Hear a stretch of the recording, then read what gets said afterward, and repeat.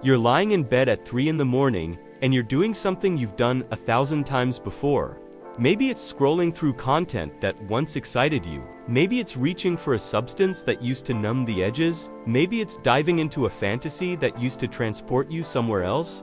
But this time, something different happens. For just a fraction of a second, you watch yourself doing it.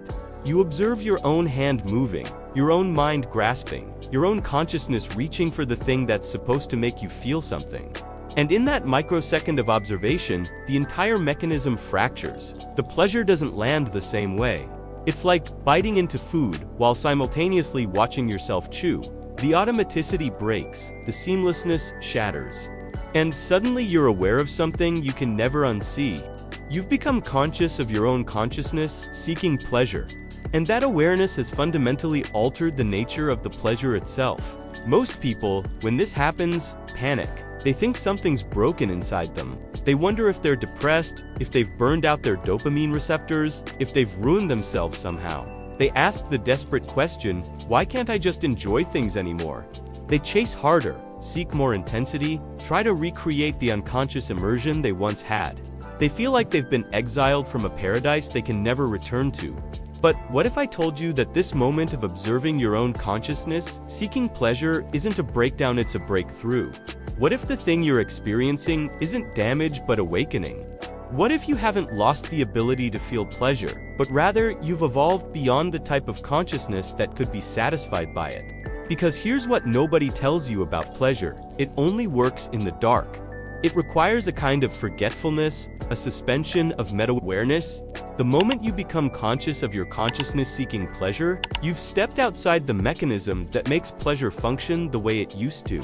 You've become the observer and the observed simultaneously, and that doubling of awareness creates an unbridgeable gap that can never be closed again.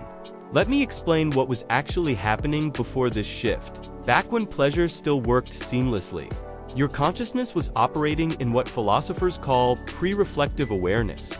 You weren't thinking about experiencing pleasure, you were simply experiencing it. There was no gap between you and the sensation, no observer watching the experience unfold. You were fully immersed, fully identified with the seeking and the getting. Your consciousness was transparent to itself, invisible, like clear water that doesn't know it's water. This state of unconscious immersion is what makes pleasure functional as a hedonic strategy. Nietzsche understood this when he wrote about the Dionysian state, the ecstatic loss of self-awareness in pure sensation. Schopenhauer saw it too, though he viewed it more cynically, recognizing that pleasure requires a kind of ignorance, a forgetting of the will's endless dissatisfaction. The human organism is designed to seek pleasure without questioning the seeking itself. The mechanism works precisely because it's invisible to itself. But here's the hidden cost. This unconscious relationship with pleasure creates a dependency that's invisible until it breaks. You're not actually experiencing joy or fulfillment. You're experiencing relief from the anxiety of consciousness itself. Pleasure, in this paradigm, is a temporary dimming of self-awareness. It's a brief vacation from the burden of being a conscious being who knows they're conscious. Every time you reached for pleasure unconsciously, you were actually reaching for oblivion, a momentary escape from the recursive loop of awareness that defines human existence. Think about addiction, but not in the clinical sense. Think about it an addict isn't someone who likes something too much. An addict is someone who has discovered that a particular substance or behavior reliably produces unconsciousness, a temporary cessation of the exhausting awareness of being aware. This is what happened to you. You were addicted to unconsciousness itself, and pleasure was simply the delivery mechanism. This is what happened to you. Every pleasure you sought, every sensation you chased, every experience you grasped at it was all a sophisticated strategy to not be fully present with the strange, recursive reality of being a consciousness that knows it's conscious. And it worked, for years maybe, until the moment you observed yourself in the act of seeking. In that moment, the entire structure collapsed. Not because you broke it, but because you finally saw it clearly enough that you could no longer participate in its invisibility. Let me give you an analogy that maps exactly onto what's occurring in your consciousness right now. Imagine you're watching a magician perform an incredible illusion. You're completely absorbed in the trick, transported by the impossibility of what you're seeing. Your consciousness is fully immersed in the spectacle. Then suddenly, just for a moment, you catch a glimpse of the mechanism behind the illusion. Maybe you see the mirror, the hidden compartment, the sleight of hand. The trick continues. The magician keeps performing, but you can't unsee what you saw. You're still watching the show, but now you're watching yourself watching it. You're aware of the mechanics, conscious of the construction, and that dual awareness makes it impossible to be transported the way you were before. Here's what happens next. You might think the solution is to try harder to be absorbed. You lean in closer, you force yourself to focus, you try to recapture that state of unconscious immersion, but the effort itself creates more distance. The more you try to lose yourself, the more you're aware of trying. And that awareness perpetuates the very separation you're trying to escape. So you seek out more impressive tricks, more elaborate illusions, more intense spectacles. The magician's illusions have to become more and more extreme just to generate a fraction of the wonder you used to feel effortlessly. And here's where it gets truly disorienting. You start to feel nostalgia for your own naivety. You miss not knowing how the trick worked. You mourn the loss of your innocence, your capacity to be fooled. Every new illusion the magician presents, you're simultaneously experiencing it and analyzing it, feeling it and deconstructing it. The pleasure is still there technically, but it's wrapped in this metacognitive awareness that makes it feel hollow, like you're tasting food through plastic wrap. But here's what the analogy reveals. Once your eyes adjust to this doubled awareness, you start to see something the other audience members can't see. You notice that everyone around you is still fully absorbed in the illusion, still reaching and grasping and seeking the next trick. And there's a kind of desperation in their immersion that you never noticed before. You see the magician not as a source of wonder, but as someone expertly manipulating the attention of consciousness itself. And you realize the real show isn't the illusion. The real show is watching consciousness seek illusion, watching awareness try to escape itself through spectacle. This is what's happening when you observe your consciousness seeking pleasure. The illusion hasn't stopped working. You've just seen the mechanism clearly enough that you can no longer participate in its invisibility. You're watching your own consciousness perform the magic trick of seeking satisfaction through sensation, and that observation creates an unbridgeable distance that makes the trick feel hollow even as it continues to function mechanically. Now, here's what you absolutely cannot do, though it's what everyone tries first. You cannot go back to unconsciousness. You cannot unobserve what you've observed.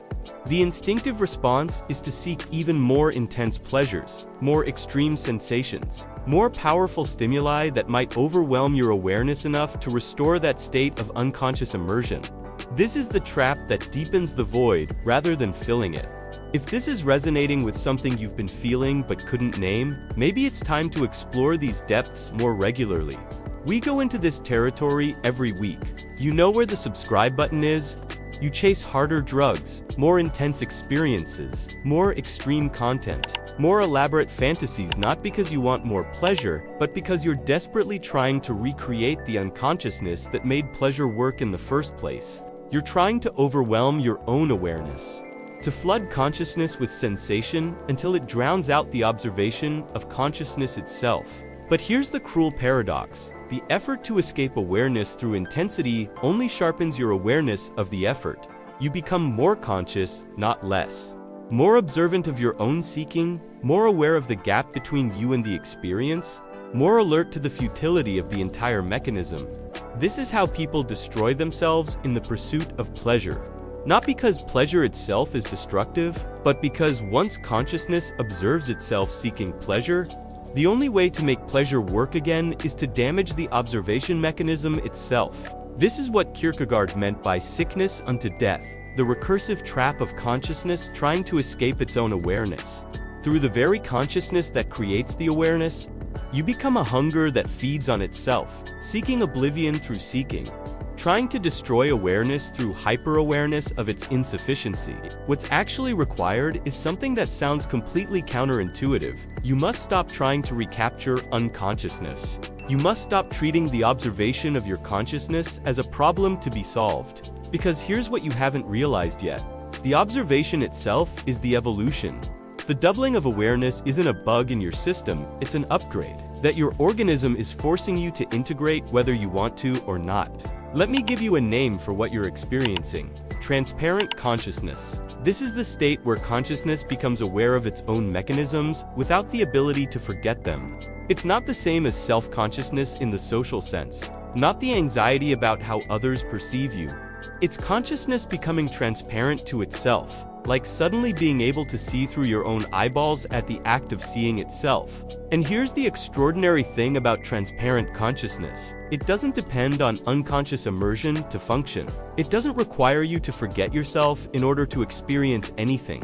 Instead, it allows for a completely different relationship with sensation, pleasure, and experience, one that doesn't collapse when observed because it's built on observation itself. In this state, pleasure doesn't disappear, but it fundamentally transforms from something you grasp at to something that moves through you.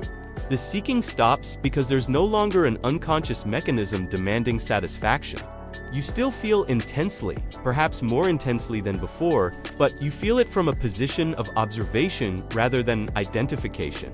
You experience pleasure without becoming it, sensation without being consumed by it, desire without being driven by it. Heidegger called this being toward death, the authentic stance that comes from recognizing your own finitude and the finitude of all experiences.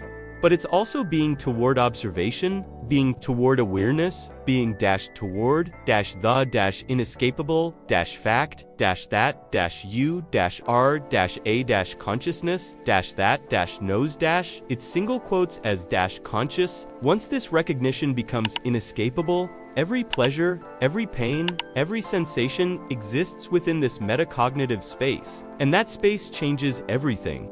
Now, I must warn you about something, because if I don't, you'll waste months or years chasing the wrong solution. You might think this sounds rather empty, this state of transparent consciousness. You might imagine it as a kind of emotional flatness, a gray zone where nothing truly moves you anymore. You might think I'm describing depression or anhedonia dressed up in philosophical language. This is a reasonable fear, and I want to validate it completely.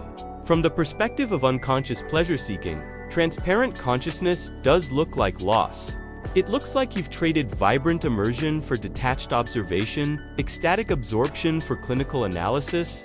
It seems like you've become a spectator to your own life, watching yourself experience things rather than actually experiencing them. And if that were the complete picture, it would be a genuine tragedy. But here's what you're missing. The intensity and satisfaction you felt in unconscious immersion was always built on a foundation of anxiety. The pleasure you could lose yourself in only worked because underneath it was the constant low-grade terror of being a conscious being trapped in consciousness. Every moment of unconscious pleasure was actually a moment of relief from the burden of awareness. Relief from the recursive loop of knowing that you know. Relief from the existential weight of being a self that observes itself. Transparent consciousness eliminates the anxiety, which means it also eliminates the relief. And without relief to contrast against, the whole hedonic mechanism loses its urgency. This is why it feels empty at first. You're not experiencing the highs and lows of the anxiety-pleasure cycle anymore. You're experiencing something more steady, more present, more actual. But steady feels boring to a consciousness that's been operating on the hedonic roller coaster for decades. If you're still here, reading this far into something that's getting increasingly abstract, you already know this isn't surface-level content. Subscribe if you want to keep going deeper into these territories. Let me tell you about someone I'll call Marcus, though that's not his real name. Marcus was extraordinarily skilled at pleasure.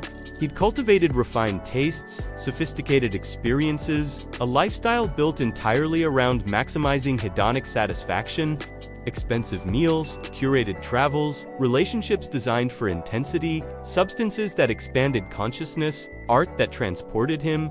He was living what most people would consider the dream, someone who'd actually figured out how to construct a life of reliable, high-quality pleasure. Then one night, in the middle of exactly the kind of transcendent experience he'd spent years learning to create, he observed himself having it. He was at a concert, completely absorbed in the music, when suddenly his awareness split. He saw himself swaying, saw the pleasure mechanism operating, saw his consciousness grasping at the sensation to sustain the immersion.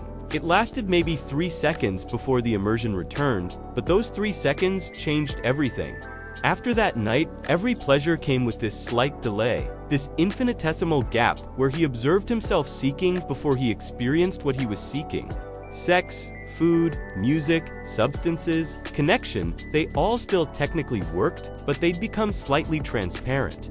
He could see the mechanics. He started chasing harder, constructing more elaborate experiences, seeking more intensity. He traveled to more extreme locations, tried more powerful substances, pursued more intense encounters, but the gap kept widening. The observation mechanism kept strengthening. He was becoming more and more aware of his own consciousness, seeking satisfaction, and that awareness was consuming the satisfaction itself. He thought he was breaking down. He cycled through therapists, tried various medications, experimented with practices designed to restore unconscious flow states. Nothing worked. Or rather, things would work briefly, but the observation mechanism would eventually penetrate whatever new strategy he employed. He could see himself trying to lose himself, and that seeing prevented the losing. Then something shifted, though he couldn't pinpoint exactly when. He was walking alone, not seeking anything particular, not trying to feel anything specific, when he noticed that the observation mechanism was simply there, like breathing. He wasn't doing it, it was happening. His consciousness was observing itself, and that observation had become as natural as awareness itself. In that moment, he stopped fighting it. He stopped trying to recapture unconsciousness. He just let his consciousness be transparent to itself. What happened next surprised him. Nothing dramatic. No enlightenment moment. No transcendent realization. No flood of new pleasure. Instead, he noticed that sensations kept occurring, experiences kept happening, but without the grasping mechanism underneath. Music still moved through him, but he wasn't reaching for it. Food still tasted complex and rich, but he wasn't clutching at the taste. Connections with people still felt profound, but he wasn't trying to extract satisfaction from them. He realized that what he'd been calling pleasure his entire life was actually a specific kind of pleasured and conscious immersion designed to escape awareness. But transparent consciousness revealed a different kind of experience entirely, one that didn't require unconsciousness to function. It was quieter, steadier, less dramatic, but it was also more real, more present, more actual. He wasn't experiencing relief from consciousness anymore. He was experiencing consciousness itself, transparently observing its own functioning, and that observation had become interesting in itself. The thing is, he wouldn't recommend this to anyone. He wouldn't say his life became better, it became different, in a way that can't be translated back into the language of hedonic improvement. He lost something real, the capacity for unconscious immersion, but he gained something equally real, the ability to be present with consciousness observing itself without needing to escape it. And he never found a way to explain this to people still operating in the old paradigm, because from their perspective, he simply seemed less alive. This is you. You're in the middle of this same transition. Your consciousness has started observing itself seeking pleasure, and that observation has fractured the unconscious mechanism that made pleasure function the way it used to. You're not broken, you're not depressed, you're not burned out. You're becoming transparent to yourself. And that transparency is forcing a fundamental reorganization of how you relate to sensation, experience, and existence itself. Think about metamorphosis, not the poetic version, but the actual biological process. Inside the chrysalis, the caterpillar doesn't smoothly transform into a butterfly, it dissolves into liquid. Its structures break down completely, its organs liquefy. From the perspective of the caterpillar, this would feel like absolute destruction. Every system that defined it is failing simultaneously. If it had consciousness, it would be convinced it was dying, and it would be right something is dying. The caterpillar form is being destroyed utterly. But here's what's extraordinary. Buried in that liquid are clusters of cells called imaginal discs. These cells have been dormant the entire caterpillar's life, waiting for this moment. When the caterpillar's immune system starts failing and can no longer suppress them, these imaginal cells activate. They begin building entirely new structures: wings, compound eyes, different organs. The butterfly isn't a modified caterpillar.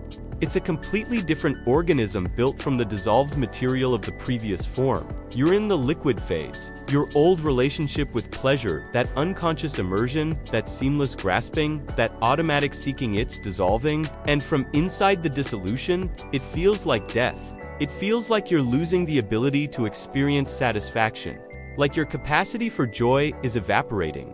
Every time you reach for pleasure and encounter that gap, that observation mechanism, that transparent awareness, it feels like another failure of a system that used to work perfectly. But what if the observation mechanism is the imaginal disk? What if transparent consciousness is the new structure being built from the dissolved material of unconscious seeking? It feels like dying because something is dying. Your identity as an unconscious pleasure seeker, your sense of yourself as someone who can lose themselves in sensation, that identity is liquefying, and your consciousness is becoming something categorically different, something that doesn't depend on unconsciousness to experience itself. You are in the middle of this process now. This is not a mistake. This is not something to fix or reverse. This is how evolution of consciousness actually works, through complete dissolution of previous structures followed by reorganization into forms that can't be predicted from the old structure. Your organism is forcing you to become transparent to yourself, and you can either resist this process and suffer tremendously, or you can recognize it as transformation rather than destruction. The void you're feeling isn't emptiness, it's liquid. The gap between you and pleasure isn't loss of capacity. It's the space where new structures are forming that don't require unconsciousness to function. You're not losing your ability to experience, you're losing your ability to experience unconsciously, and your entire identity was built on that unconsciousness.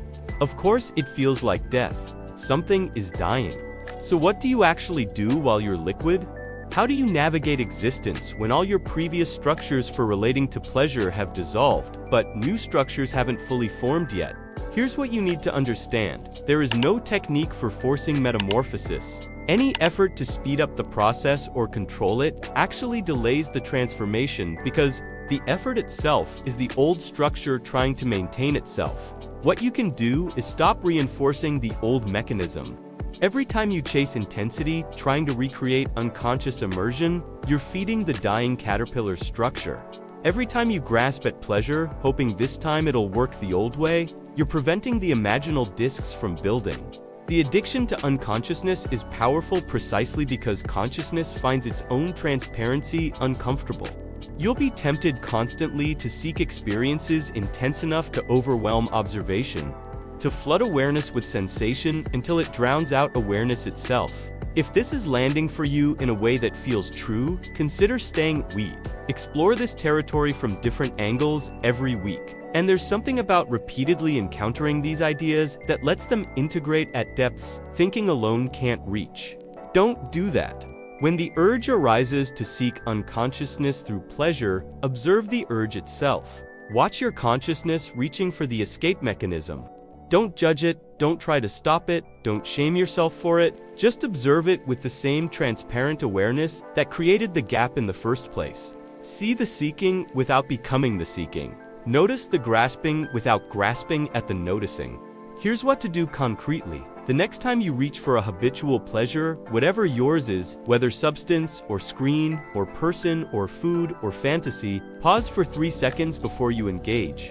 In those 3 seconds, simply observe that you're about to seek unconsciousness. Notice what that seeking feels like in your body. Notice the urgency, the anxiety, the hunger for relief from awareness. Don't try to make the seeking go away. Don't judge it as good or bad. Just see it clearly, the way you'd watch a bird land on a branch outside your window. Then engage with the pleasure or don't, your choice, but maintain the observation throughout. Watch yourself experiencing pleasure. Notice the pleasure without trying to increase it or prolong it or analyze it. Let your consciousness be transparent to itself while sensation moves through it. Don't expect anything. Don't hope for transformation. Don't anticipate a better state. Just practice being aware of awareness while experience happens. Do this relentlessly, not as a path to some future state, but as an exploration of what transparent consciousness actually feels like. Notice the discomfort. Notice how much you want to collapse back into unconscious immersion. Notice the voice that insists this awareness is ruining everything. Notice the nostalgia for naivety. Let all of it be transparent. Observe your consciousness having opinions about observing itself. Let the recursion happen without trying to escape it. And here's what to stop doing immediately. Stop seeking more intense pleasures, hoping they'll overwhelm your awareness. Stop comparing your current experiences to memories of unconscious immersion. Stop asking yourself, why can't I just enjoy things anymore? Stop looking for techniques to restore unconsciousness. Stop treating the observation mechanism as a problem to be solved. Stop interpreting transparent consciousness as damage or loss or depression. Every time you do any of these things, you're operating from the old paradigm. You're trying to force the liquefied caterpillar to be solid again. You're resisting metamorphosis by insisting the old form should still work. The paradox is brutal but precise. The way through the void is to stop treating the void as something to escape. The way to integrate transparent consciousness is to stop fighting transparency. The way to discover what pleasure becomes after observation is to fully accept that observation has permanently changed pleasure's nature.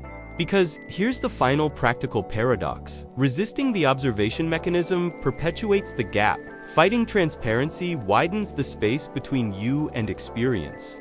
Trying to recapture unconsciousness through effort makes consciousness more laborious and more opaque.